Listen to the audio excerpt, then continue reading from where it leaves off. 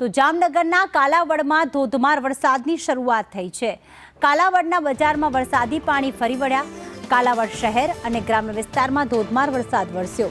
જસાપર, નિકાવા, રાજસ્થલી, શીશાંગમાં વરસાદની શરૂઆત। આ ઉપરાંત આણંદ પર, નાના વડાલા અને મોટા વડાલામાં પણ વરસાદ વરસી રહ્યો છે। બેડિયા સહિત અનેક ગ્રામ્ય વિસ્તારોમાં વરસાદની શરૂઆત થઈ છે।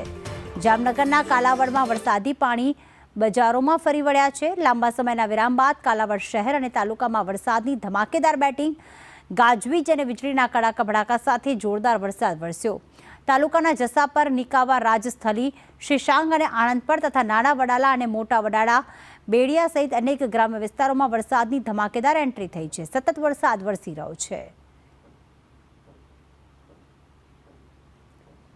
તો હાલમાં જામનગરમાં ઠેર ઠેર વરસાદી માહોલ જામ્યો છે। કાલાવડમાં ધોધમાર વરસાદની શરૂઆત। આજે જામનગરમાં ભારે વરસાદનું રેડ એલર્ટ આપવામાં આવ્યું।